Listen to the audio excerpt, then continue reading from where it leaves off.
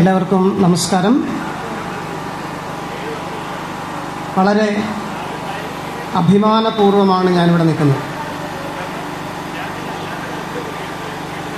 ഒരുപക്ഷെ ഞാൻ സംസാരിച്ച് തീരുന്നതിന് മുന്നേ ബഹുമാനപ്പെട്ട മന്ത്രി ഉദ്ഘാടനത്തിന് വരികയും എൻ്റെ സംസാരം മുറിഞ്ഞു പോകേണ്ടി വന്നാൽ ഞാൻ തിരികെ വന്ന് വീണ്ടും സംസാരിക്കുന്നതുമായിരിക്കും.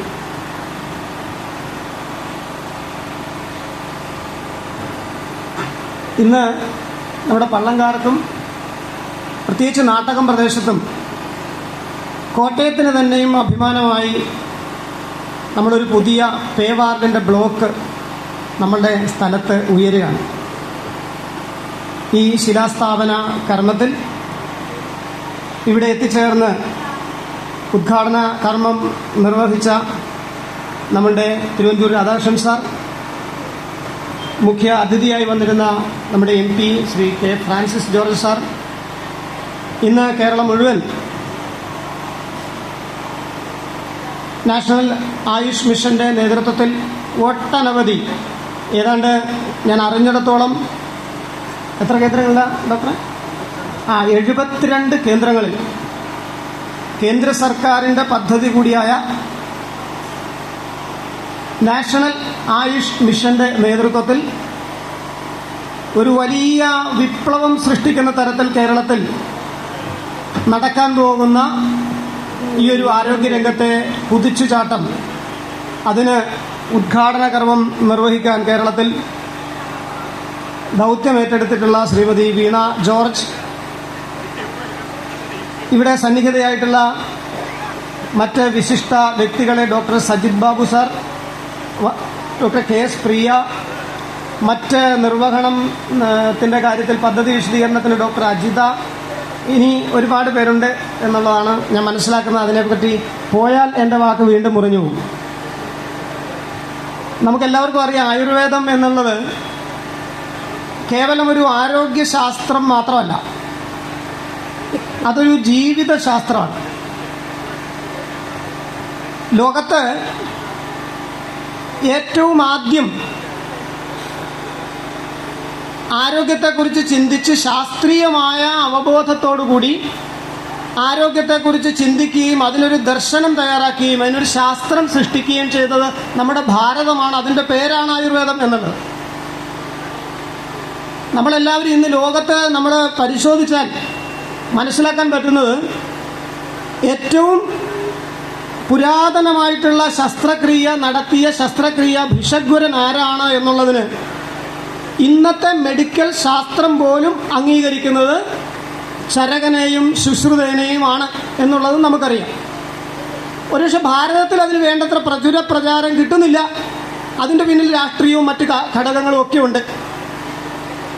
പക്ഷേ ആയുർവേദത്തിൻ്റെ വളർച്ച ഒരു ഘട്ടത്തിലെത്തിയപ്പോൾ ഒന്ന് തണുത്തുപോയി എന്നുള്ളതാണ് സത്യം. ഒരു 2000 വർഷങ്ങൾക്ക് മുമ്പ് അല്ലെങ്കിൽ 3000 വർഷങ്ങൾക്ക് മുമ്പ് ശസ്ത്രക്രിയ ചെയ്യാനാകുമായിരുന്ന ഈ ശാസ്ത്രം പിന്നീട് അതിന് ഭാരതത്തിൽ വളർച്ച മുരടിക്കുവാൻ നിരവധി കാരണങ്ങളുണ്ട്.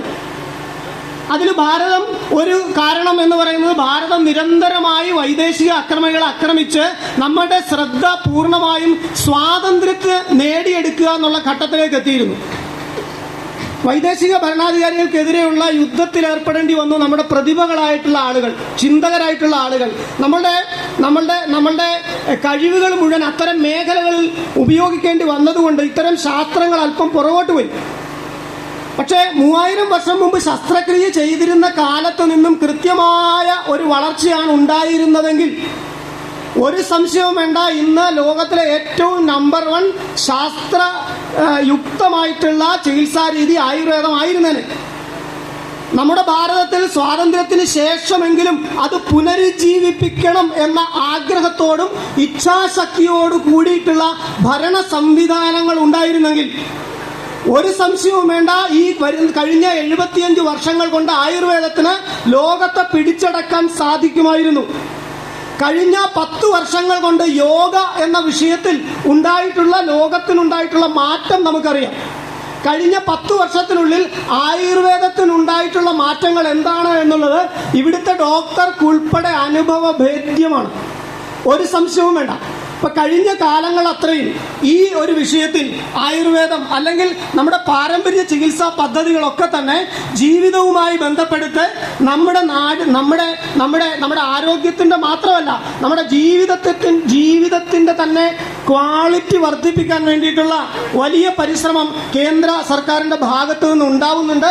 അതിന്റെ ഭാഗമായിട്ടാണ് ഇവിടെ ഇന്ന് ഈ കേന്ദ്ര സർക്കാരിന്റെ പദ്ധതി കൂടിയായിട്ടുള്ള ഈ ഒരു പയവാർഡ് ബ്ലോക്ക് ഉദ്ഘാടനം ചെയ്യപ്പെടുന്നത്.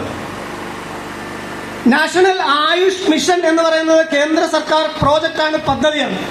അതൊരു മിഷനാണ്, അതൊരു ദൗത്യമാണ്. ലോകത്തിന് മുന്നിൽ നമ്മുടെ നാടിന്റെ ശാസ്ത്രത്തെ എത്തിക്കുക എന്നുള്ളതാണ് അതിന്റെ മിഷൻ. 2047 ആകുമ്പോൾ ലോകത്തിലെ എല്ലാ കാര്യങ്ങളിലും ഭാരതം ഒന്നാമതെത്തണം എന്നുള്ള ആഗ്രഹത്തോടു കൂടി സങ്കല്പത്തോടു കൂടിയിട്ടാണ് കേന്ദ്ര സർക്കാർ പദ്ധതികൾ ആവിഷ്കരിക്കുന്നതും നടപ്പാക്കുന്നതും. അതിന്റെ ഭാഗമായിട്ടാണ് ഇത്തരം ദർശനപൂർണമായിട്ടുള്ള ഇത്തരം കാര്യങ്ങൾ നടപ്പാക്കുന്നത്. പക്ഷേ ഒരു പരിഭവമുണ്ട്. ആ പരിഭവം ഒരുപക്ഷെ എനിക്ക് മാത്രമേ ഇവിടെ ഈ വേദിയിൽ നിന്ന് പറയാൻ സാധിക്കൂ. എൻ്റെ സഹപ്രവർത്തകരായിട്ടുള്ള കൗൺസിലർമാർക്കും പറയാൻ സാധിക്കില്ല. കാരണം അവർക്ക് രാഷ്ട്രീയമായിട്ടുള്ള വേലികളുണ്ട്.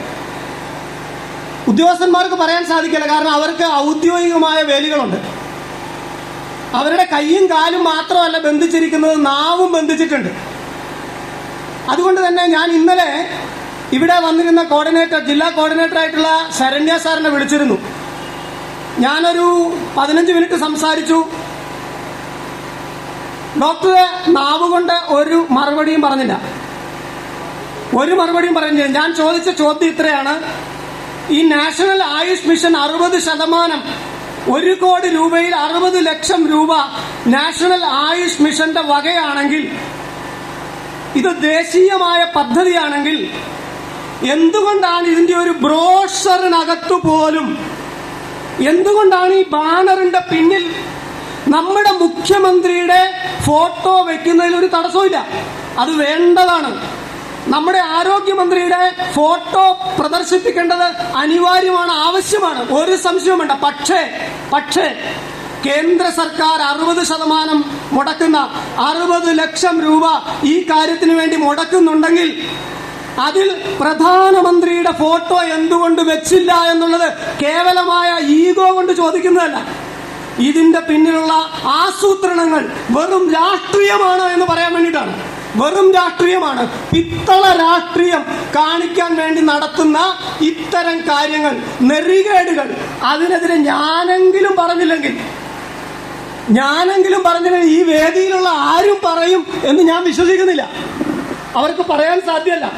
അതുകൊണ്ട് എനിക്ക് പറയാനുള്ളത് ഇതാണ്: ഈ ഒരു ഒരുപക്ഷെ അറിവുകേടെന്നൊന്നും പറയാൻ പറ്റില്ല. അറിവുകേടല്ലത്, മനഃപൂർവ്വമാണ്. ഞാൻ കോർഡിനേറ്ററോട് ചോദിച്ച സമയത്ത് അദ്ദേഹം പറഞ്ഞു ഇത് സംസ്ഥാനത്ത് നിന്ന് കിട്ടിയ നിർദ്ദേശമാണ്. ഞാൻ ചോദിച്ചു സംസ്ഥാനത്ത് നിന്ന് എന്ത് നിർദ്ദേശം? സംസ്ഥാനത്തു നിന്ന് ഇതുപോലെ ഒരു നോട്ടീസിന്റെ പ്രിന്റ് എടുത്ത് ഇതുപോലെ അടിക്കാൻ പറഞ്ഞു. ഞാൻ ചോദിച്ചു എഴുതി തന്നിട്ടുണ്ടോ? എഴുതി തന്നിട്ടില്ല. നോട്ടീസ് തന്നിട്ടുണ്ടോ? നോട്ടീസ് തന്നിട്ടില്ല. മാനദണ്ഡം ഉണ്ടോ? മാനദണ്ഡമില്ല. പ്രധാനമന്ത്രിയുടെ ഫോട്ടോ വെക്കരുത് എന്ന് മാനദണ്ഡം ഉണ്ടോ? ഇല്ല. കേന്ദ്രമന്ത്രിയുടെ ഫോട്ടോ വെക്കരുത് എന്ന് മാനദണ്ഡം ഉണ്ടോ? ഇല്ല. പിന്നെ എന്തുകൊണ്ട് വെച്ചില്ല? അത് മനഃപൂർവ്വം മനുഷ്യരെ കബളിപ്പിക്കാനാണ്. ഞാനിത് പറയുന്നത് വേദന കൊണ്ടുകൂടിയാണ്, പരിഭവം കൊണ്ടുകൂടിയാണ്. കേരളത്തിൽ നടപ്പാക്കുന്ന ഒട്ടനവധി പദ്ധതികളിൽ ഇത്തരം ഒളിവ് വിദ്യയാണ് ഉപയോഗിക്കുന്നത്. കൃഷി സമ്മാൻ നിധി എല്ലാ നമ്മുടെ നാട്ടിലുള്ള മുഴുവൻ ആളുകൾക്കും കിട്ടിക്കൊണ്ടിരിക്കുമ്പോൾ കൃഷി സമ്മാൻ നിധി നടപ്പാക്കരുത്. കൃഷി സമ്മാൻ നിധി നടപ്പാക്കിയാൽ നമ്മളുടെ സ്ഥലം വിൽക്കാൻ പറ്റില്ല, അടച്ചു പോകുമെന്ന് പ്രചരിപ്പിച്ചു. PM-ശ്രീയുടെ കഥ നമുക്കറിയാം. കഴിഞ്ഞ 4 വർഷം PM-ശ്രീ നടപ്പാക്കിയില്ല. ഇന്നലെ അദ്ദേഹം തന്നെ എടുത്തു ചോദിച്ചു ഇതിലെന്താ തെറ്റെന്ന് നിങ്ങൾ പറ എന്ന് ഇങ്ങോട്ട് ചോദിച്ചു. ഞാൻ പറയുന്നത് കേന്ദ്ര സർക്കാർ നടപ്പാക്കുന്ന ഒട്ടനവധി പദ്ധതികൾ, അത് PMAY ആവട്ടെ, ഈ കോട്ടയം നഗരസഭയിൽ മാത്രം 2800 പ്രധാനമന്ത്രി ആവാസ് യോജനയിൽ വീടുകളാണ് കൊടുത്തിട്ടുള്ളത്. കൃഷി സമ്മാൻ നിധിയില് 1000 കോടിക്കണക്കിന് ആളുകൾക്കാണ് ഈ പള്ളത്ത് തന്നെ ഒരു 200 പേർക്ക് കൃഷി സമ്മാൻ നിധി കിട്ടുന്നുണ്ട്, നേരിട്ട് നമ്മളുടെ കൈകളിലേക്ക് വരുന്നുണ്ട്. ഇതുപോലെ ഒട്ടനവധി പദ്ധതികൾ, PM സ്വനിധി, ചെറുകിട കച്ചവടക്കാർക്ക് ലോൺ കിട്ടുന്നില്ലേ 10,000, കുടുംബശ്രീ മുഖേന 10,000 രൂപ, കുടുംബശ്രീ മുഖേന ഓരോ കുടുംബശ്രീ യൂണിറ്റിനും 10,000 രൂപ കേന്ദ്ര സർക്കാർ നൽകുന്നുണ്ട്, 50,000 രൂപ ഒരു CDSന് നൽകുന്നുണ്ട്. ഇതെല്ലാം നമ്മൾ മനസ്സിലാക്കുമ്പോൾ ഇതിനെയെല്ലാം ഒളിച്ചു മാറ്റി കടത്തുന്ന ഒരു പ്രക്രിയ, അത് വേദന ഉണ്ടാക്കുന്നുണ്ട്, അതിലൊരു വിഷമമുണ്ട്. ആ വിഷമം ഞാനല്ലെങ്കിൽ വേറെ ആരും ഈ വേദിയിൽ പറയില്ല എന്നുകൊണ്ട് ഒരിക്കൽ കൂടി ഈ ഒരു ബാനറിലും ഈ ഒരു ബ്രോഷറിലും ഞാൻ MP സാറിനോട് ചോദിച്ചു, എന്താ അങ്ങനെ ചെയ്തതെന്ന് ഞാൻ ചോദിച്ചു. അപ്പൊ MP സാർ പറഞ്ഞു, അതെന്താ ഒരു ഫോട്ടോ വെച്ച വല്ല കുഴപ്പമുണ്ടോ, അത് ഫോട്ടോ വെക്കാൻ മേലായിരുന്നോ, അത് ചിലപ്പോൾ അവർ ശ്രദ്ധിച്ചിട്ടില്ലായിരിക്കും എന്ന് പറഞ്ഞു. ഞാൻ പറഞ്ഞു ശ്രദ്ധിച്ചിട്ടില്ലാത്തതല്ല, മനഃപൂർവ്വമാണെന്ന് ഞാൻ പറഞ്ഞു അദ്ദേഹത്തോട്. ഞാൻ തീർച്ചയായിട്ടും ഇത് അറിയിക്കേണ്ടവരെ അറിയിക്കും. കേന്ദ്ര സർക്കാരിന്റെ പദ്ധതികളെ ഇങ്ങനെ മറച്ചു വെച്ചുകൊണ്ട് നടത്തുന്ന പദ്ധതികൾ ഇന്ന് എന്നെ സംബന്ധിച്ച് ഇത് എനിക്ക് കേന്ദ്രത്തിൽ അറിയിക്കാനുള്ള ഒരു വ്യവസ്ഥയുണ്ട്, അത് അറിയിക്കാൻ എനിക്ക് സാധിക്കും. നടപടി എനിക്കറിയില്ല, പക്ഷെ ഇത് തെറ്റാണ്. ജനങ്ങളോടും ഞാൻ പറയും, ഓരോ മനുഷ്യരോടും ഞാൻ പറയും, ഇത് തെറ്റാണ്. ഇങ്ങനെയല്ല ഒരു നാടിന്റെ ഭരണ സംവിധാനത്തെ കൊണ്ടുപോകേണ്ടത് എന്ന് ഉറച്ചു വിശ്വസിക്കുന്ന ആളാണ് ഞാൻ. അതുകൊണ്ട് പ്രിയപ്പെട്ട ഇവിടുത്തെ ഡോക്ടർ മെഡിക്കൽ ഓഫീസറായിട്ടുള്ള മോസീന മാഡം, അവരുടെ ഒരു പ്രത്യേക ശ്രദ്ധ മൂലമാണ് ഇത് നടക്കുന്നതെന്നും എനിക്കറിയാം. അവര് കൊടുത്ത നിവേദനത്തിന്റെ അടിസ്ഥാനത്തിൽ, അവരുടെ നിർദ്ദേശത്തിന്റെ അടിസ്ഥാനത്തിലാണ് ഈ പള്ളം പ്രദേശത്ത് ഇങ്ങനെ 1 കോടി രൂപ ചെലവഴിച്ച ഒരു പള്ളം ഒരു പേവാർഡ് ബ്ലോക്ക് വരുന്നത്. അതിൽ തീർച്ചയായും ഡോക്ടറെ അഭിനന്ദിക്കുകയാണ്. പൂർണ്ണമായിട്ടും നമ്മുടെ നാട് ഡോക്ടർക്കൊപ്പം ഉണ്ടാവും, പൂർണ്ണമായിട്ടും ഇവിടെ ഉദ്യോഗസ്ഥർക്കൊപ്പം ഉണ്ടാവും, ഈ പദ്ധതിക്കൊപ്പം ഉണ്ടാവും, ഈ സംവിധാനത്തിനൊപ്പം ഉണ്ടാവും. പക്ഷേ ഇത്തരം നെറികേടിന് കൂട്ടുനിൽക്കാൻ കോട്ടയം നഗരസഭയിലെ കേന്ദ്ര സർക്കാരിന്റെ ജനപ്രതിനിധികൾക്ക് ആർക്കും സാധ്യമല്ല, ഈ നാടിന് സാധ്യമല്ല എന്ന് പറഞ്ഞുകൊണ്ട് നിർത്തുന്നു. നന്ദി, നമസ്കാരം.